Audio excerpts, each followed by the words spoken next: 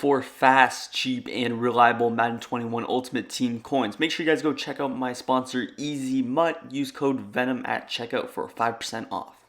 Yo, what's good, guys? Venom Fire here, back to another video, and today we bring you guys another defensive scheme. This one's going to be out of the 3-3-5 wide. It's going to be a pass defense that stops the run very effectively as well. Now, before we get into the video, make sure you guys are subscribed to the channel.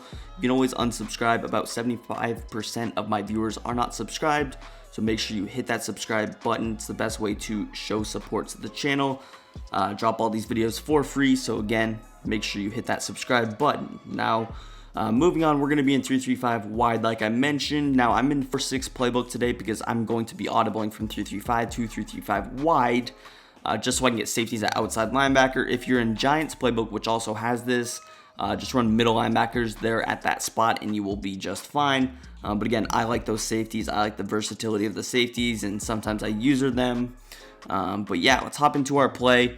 We're going to be running cover 3 buzz. Now, it's very important if you're doing the audibling thing, which I will be doing, to set it up in your X or square audible, which I just did. You will see why we run cover 3 buzz in a minute. But yeah, so again, I audible from 3-3-5 to 3-3-5 wide. Before we get into that, let's set our zone drops as we always do. Curl flats at 20 and flats at 5.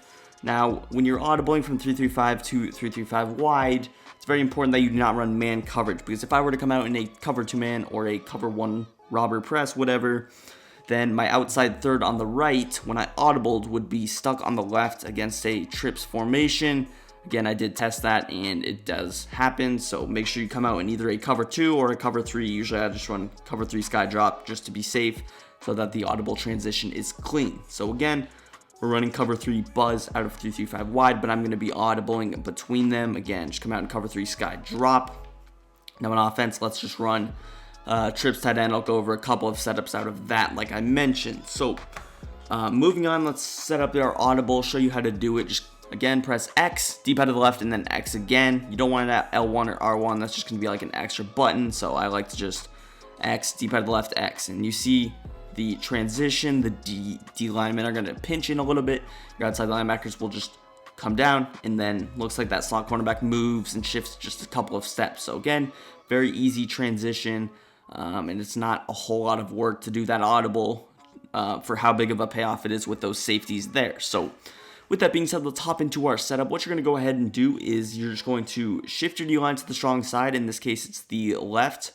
Again, the weak side is going to be the right. So again, shift to the left. If it was flipped, I would do that vice versa. But again, shift your D-line left. Then you're also going to go ahead, pinch your linebackers. I like to press my DBs. I don't know about you guys, but I like to press my DBs. And then we will hop into just a couple of coverage adjustments. So for our first setup, we will have a 3-man rush, one user in the middle of the field. So what I'm going to go ahead and do is throw Y here in a hard flat, and I'm also going to throw X in a hard flat. So those are our 2 hard flat zones. Now, really the reason I'm running cover 3 buzz over that Mike Blitz 3, I believe it's called, is because I like to use the safety. I like this guy being in the run fit. If I were to use this guy, we have this guy all the way up here. He's not going to play the run very well. It's going to be up to our user, and if this guy gets blocked, it's going to be a big run. So I like to have him here, and actually like to be able to user our guy McCourty. Now, really the issue with that could be it's like a check down to the table route, so you could also shift this guy over or something like that and still have success.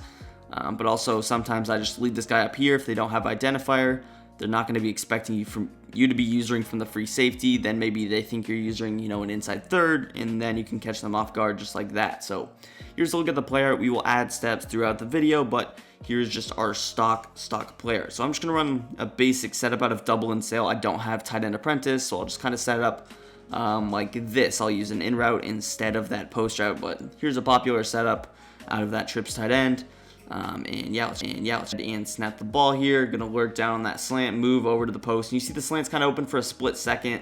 The hitch is open, which is a couple of steps we will take care of in the future. But for things like that, big spacing concepts, that first setup is not going to be the best.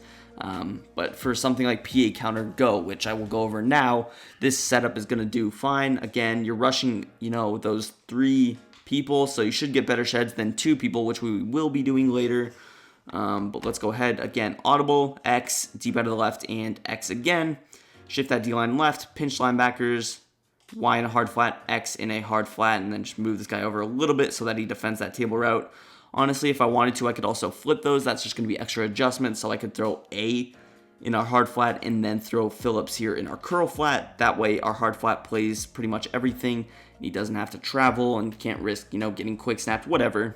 So that's just going to be an extra step though, because Kyle Duggar here is already in a stock curl flat, so that's why usually I just go with that hard flat with the middle linebacker. But again, this is just an extra thing you could go ahead and do. So here's a look at our play art again. This is going to be better for more outside route combos, so like this PA counter go that I'm going to be running on the offensive side of the ball. So let's just go ahead and motion Parker over. We have a crosser, streak, flat, and slant.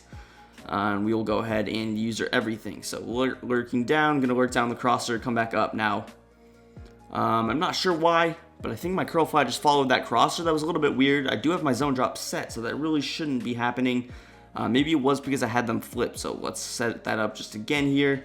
But usually that doesn't happen. I'm not sure why. Maybe I have them flipped, but Duggar should. Maybe it's because I had Phillips there. I'm not sure what caused it. Maybe the motion did something, but usually that does not happen too often. Again, I'll just set up the PA counter go, and if it does, that probably is just a practice mode thing because my zone drops never be like matching in actual game. So it looks good to me with the motion. We will snap it. Maybe I was in the wrong play completely, but you see Duggar kind of follows that slam. Not sure why. Again, that seems like more of a practice mode thing with some motion because obviously in online my zone drops are set. That shouldn't be happening, but you just got to take my word for it. I'm not sure why that's happening now, but it is what it is, I guess. You saw it on the first couple of plays. It worked fine, but let's move on to a different play, and we will move on to a different setup as well. So again, I'm going to audible. I'm going to press. I'm going to put X in a hard flat. I'm going to throw Y also in a hard flat. I'm not sure why you are not cooperating with us, Kyle Duggar, but it is what it is. So our next step with this is to put one of our D linemen in a 3-rec hook. Usually I like X or the player with that linebacker over there, the side you shift to. So I'm probably going to throw X in our bluff blitz here.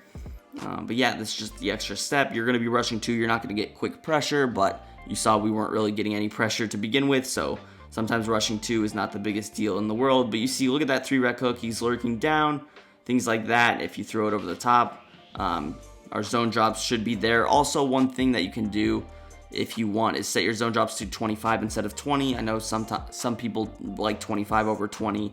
I've usually been a 20 type of a guy, but 25 works as well. And you see with that deep kind of corner route, it almost got open. So be careful with that. Again, the motion shouldn't change anything, although it was just for us in practice mode. Not sure why that was even happening, but it shouldn't be an issue.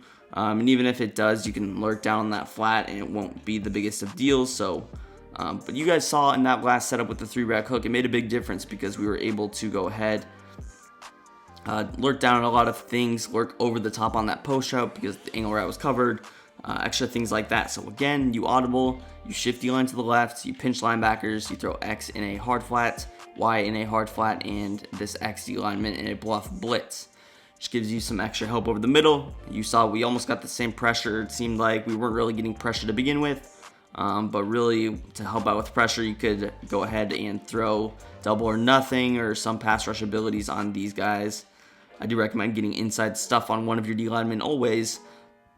But yeah, that could definitely help out in my opinion. Obviously, these guys 78 overall, 73 overall, they're not going to get pressure when you're rushing 2 low overall guys. So I could have put better guys right there.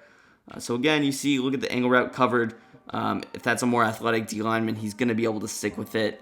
In our case, the Patriots, that's a 73 overall D lineman. He's not really going to make a play on that ball ever. So in Ultimate Team, any other game mode, you're going to get more speed out there. Should not be as big of an issue, especially if you can get a outside linebacker with Montez Sweat type of a player. He's going to play that, so that's not too big of a concern. So let's show that one more time. And then we will hop into just showing a little bit of the run D, just show how it defends against the run a little bit. So again, here is a look at our setup: X on a hard flat, Y on a hard flat, and then just X on a bluff blitz. Again, you press, you shift, and you pinch your linebackers. Let's go with Double in sail, again, I'll show you how it works with the bluff blitz, and it should follow the hitch, I believe, but, you know, never know. Practice mode's been weird today, so we will see. But you see it follows the slant, so it helps out. We can defend that in route and our little hitch. But yeah, it's a really good zone, even with an unathletic D lineman like Brandon Copeland. He's defending a lot of stuff, so that shows you how good Montez Sweat in a bluff blitz would be or something like that. So let's just show a couple of reps with the inside zone. Now this isn't necessarily 100% the best run defense in the game, but it does a pretty good job, in my opinion, just setting it up pretty much the same. I could either start like over here if I notice him running the football a lot, whatever, but you see you can kind of shoot right there. That was a terrible angle with the user, but also I think shooting it from the left could help, so I'll set it up again here. Again, Y and a hard flat, X and a hard flat, and obviously if you put like this player on a blitz, it's going to help out because he's not going to kind of hesitate as much. So let's run inside zone. I'm in the wrong play, of course. Sorry about that, it's just difficult to remember to audible between offense and defense. I'm using two controllers right now, so that's just kind of my reasoning behind that happening. So again, if you threw like Y on a blitz, he's running the ball a lot, and then he ran the ball like inside zone out of this. Again, make sure you press. I believe starting out on this left side will help. We'll see, but yeah, you can kind of shoot the gap right there. That's the kind of animation that you want. You see our middle linebacker did help out, so if you were to cut it back, we had our middle linebacker there. And that's the big reason that I just run this cover 3 buzz over certain other stock cover 3 plays, is because the run defense is a little bit better. So you see this guy, he's just helping out rather than if I were to run like a cover 3, Sam Blitz 3 or whatever, it's Mike Blitz 3, then I'm only using this guy. It's not going to be as effective. It still can work, but just having that extra guy there definitely helps. Geez, I accidentally keep pressing the wrong buttons. But I'll show the inside zone one more time, and then we will be out of here. Again, just gap shoot, pretty simple. Set it up again. X and a hard flat, Y and a hard flat. And even if I rush 2, I could just throw X on his bluff blitz still. The run defense should still be effective. I recommend putting your user on a blitz so that he's going to get faster cutting, things like that. Let's run inside zone. Snap the ball, and right there, you see the middle is clogged up. That was a good user, but I don't really think anybody would ever be able to cut that out that fast. That's just because it was the computer. So, but you see the middle gets clogged up. Even with a terrible user defensively, the run defense was there. Bluff blitz did something, or hard flat did something. So that's going to do it for the video. If you guys enjoyed, hit that like button, subscribe to the channel, and peace. I'm out of here.